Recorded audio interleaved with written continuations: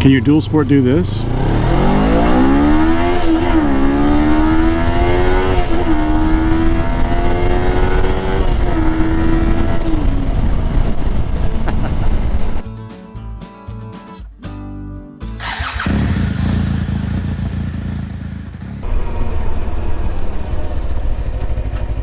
All right, today we are on the Versys 300. The weather is clear. It's about 50 degrees, a little chilly. We got our bags, we got our computer, we got our work clothes, got our lunch box. We have to go over those mountains over there. Let's give this a shot.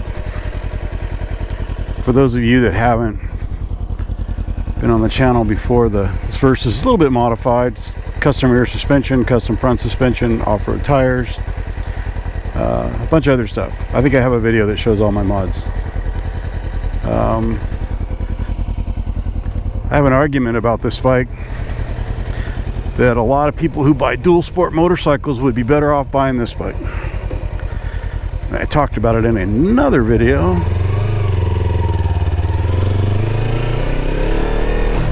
And I still stand by that comment.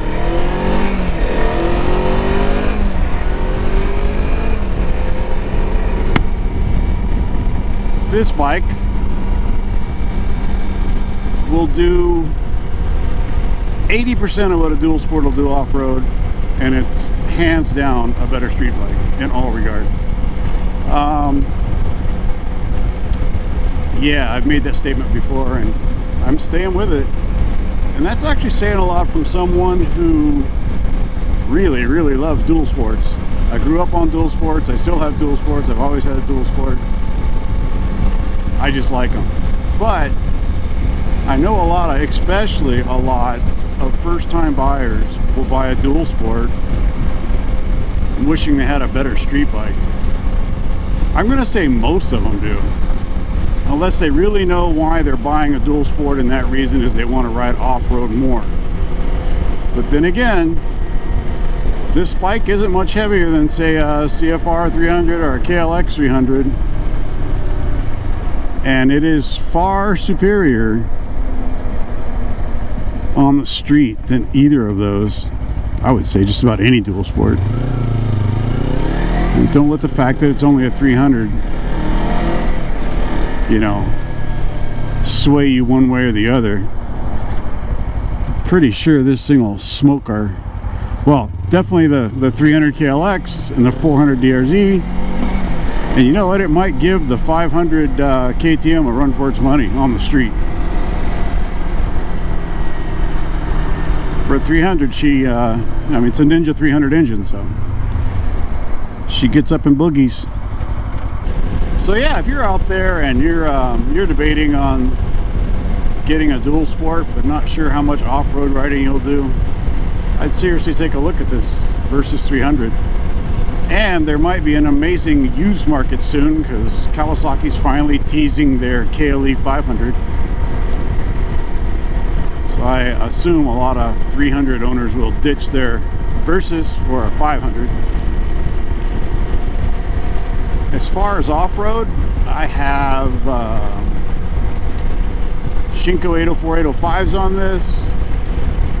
I have a custom rear shock. Is it FSS? Something like that. And it's a Malaysian rear shock. You know, a lot of people warn you to stay away from them, but I haven't had any problems with this one. And I've got a Racetech front springs and gold valve emulators in the front. And the springs are all set up for my weight. This used to be my wife's bike, but she's done riding on the street, so I set it up for me. I'd like to take it on the BDR. I think it'd be an okay bike for that.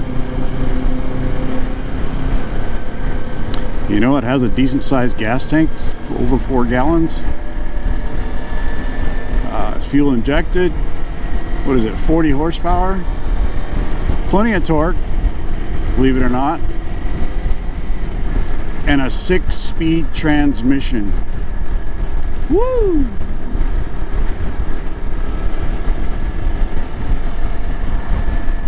It's funny, a lot of the a lot of the more popular reviewers either haven't done a review on this bike, or I don't know that they spent enough time on it off-road to realize just how capable it is off-road, or I believe they'd be more impressed. Of course, it's probably hard to find one that's set up to go off-road to test ride, right? They get factory ones with the factory tires and factory suspension and all that stuff.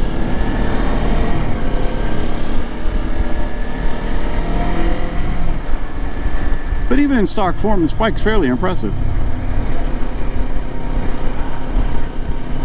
I've taken it, you know, up those mountains on single tracks, no problem. I have a video doing that. We'll definitely link it at the end of the video. But where this thing's going to shine over any dual sport is its highway manners. She rips right on down the highway at 80 miles an hour, no problem, without even trying hard. And it still gets 70-ish miles per gallon, 60 to 70, somewhere in there. Pretty amazing. Then again, not really amazing, it's only a 300. If I have one complaint about Kawasaki's parallel twins, and I sure hope they change to 500, is they don't use 270 cranks. A 270 crank and a parallel twin is like a match made in heaven. They just give the bike more character. The power delivery to me is better. It's more like a V-twin. You know, I could care less about high revving horsepower for a bike I'm going off-road in. You want torque. Torque is king. Hope the 500 is not. What would you call that? A 360 or... Yeah, it'd be a 360 parallel twin, right? Because a 180 would be opposite. A 270 is V-twinish style. 360 would be both pistons coming up to the top at top dead center at the same time, one exhausting, one firing. Kawasaki's always done that. I don't know if they've ever built a 270 parallel twin. I don't know, they're just better. I mean, this power delivery isn't bad, but with a 270 crank, you just get more character, especially in the sound department. Sounds like a V-twin. I'm not gonna lie, V-twins sound freaking awesome. Winter's coming, Jon Snow. The sun is lower on the horizon in the morning and lower on the horizon in the evening. Summer got away. I don't know that I even made a long ride this summer. Got some rides planned in November. We're gonna head south. Hopefully it's not too cold. Last November was perfect. I also have some time off in October. I might just go somewhere by myself. So yeah, I don't know. Maybe I'll head off to the desert somewhere. I don't know. Might have to click on the hand warmers. Let's go with 2. What, 50 miles an hour, 5,600 RPM. That's in 6 gears. So you know, you can do the math on RPMs at speed. Red line's 12,000 RPM. Even though the red line's that high, it has plenty of torque down low. I short shift this thing all the time. It's fun to rev it, yeah, but you don't have to. This is not good. This traffic is not normal. Why is there traffic like this? Hey, hey, hey, hey, hey.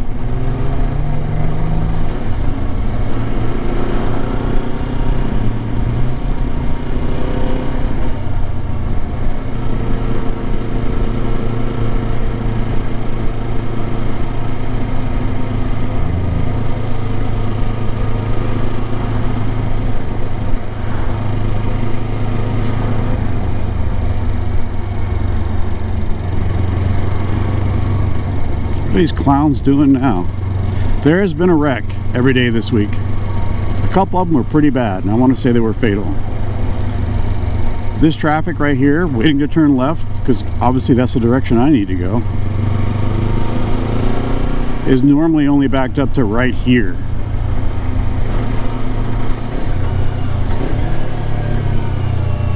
This is ridiculous.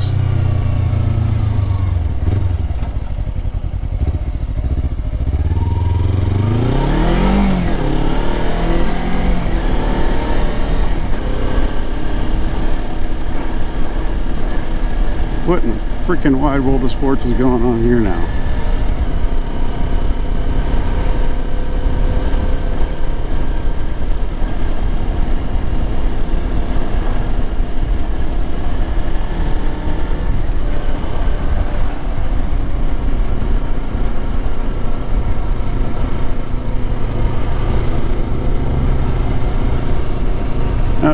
accident. Again, another wreck.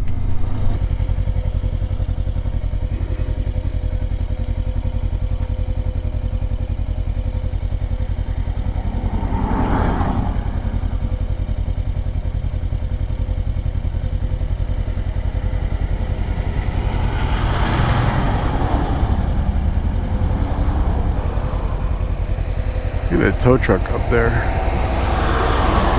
Looks like it has a motorcycle on it. That's not good. But he's going the other way.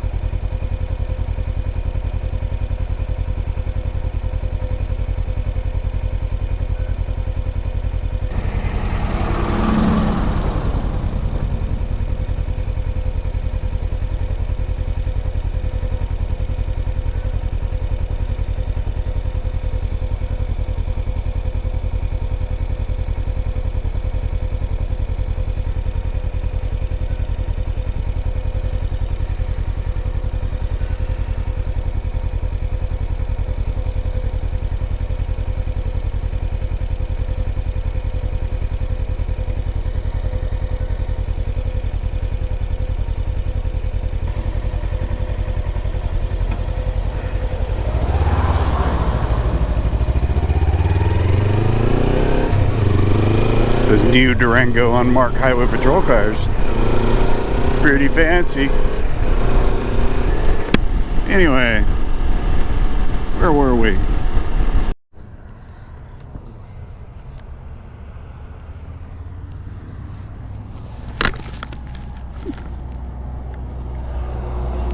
We are back, I believe. Step back and look at the spike. We need a I think we need a thumbnail, right? I don't know when I lost you guys. I think the GoPro battery I just took out is a piece of crap. Looks like a thumbnail to me.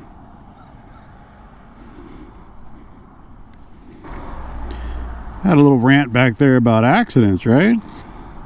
Every day this week, at least one. Well, we got one right off the bat, and there's another one right over there. I don't get it. All right, highway section. How will the little 300 do on the highway? In this case, the toll road.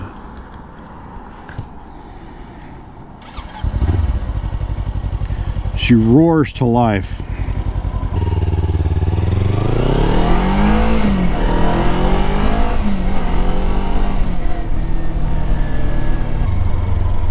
So yeah, at some point I was talking about my gear. Today I'm wearing my Revit jacket, BMW gloves, Scorpion, I think it's an XO950 modular adventure helmet with a brake-free brake light on the back and a GoPro Hero 7 on the front.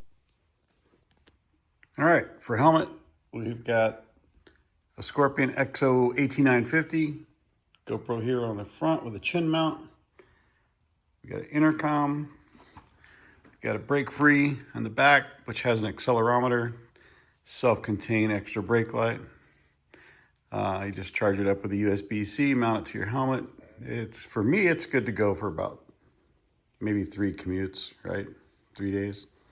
Yeah, and winter's coming, so more night riding's coming up, right? So the better you're lit up, and the better your chances are of not being rear-ended.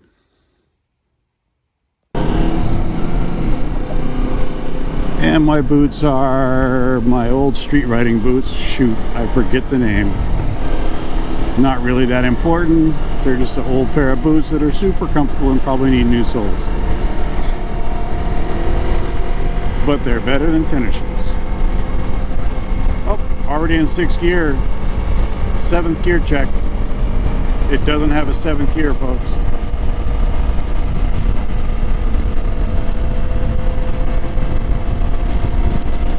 Let's zip on up to 70 here. So 70 on this guy is a little more comfortable than 70 on my DRZ or my KLX.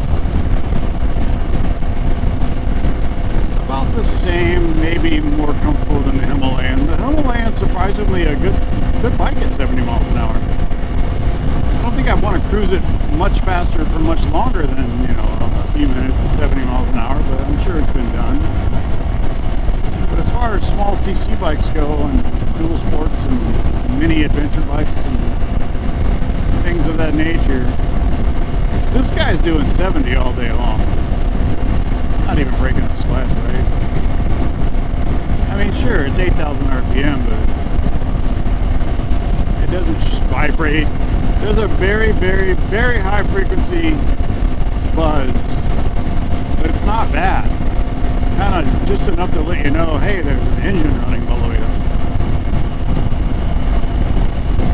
Alright, got rid of some of our traffic. We're doing what? 75, 74, there's 75, 76, 8,500 RPM. Not too bad.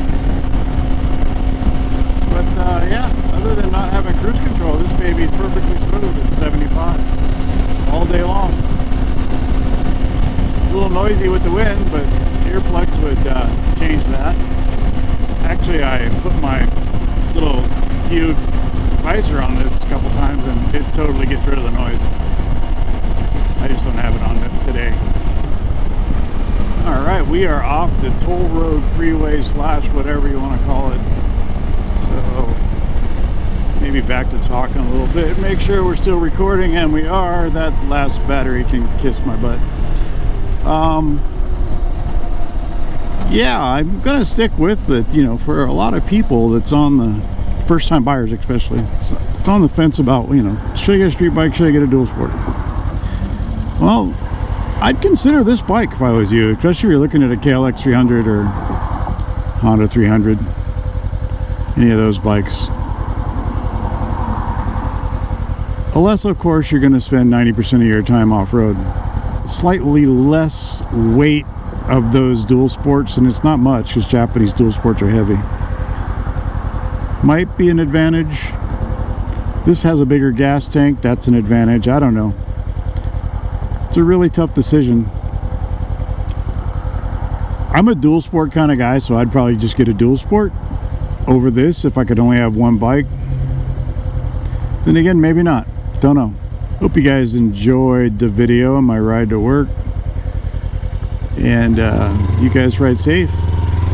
And maybe I'll see you out here somewhere.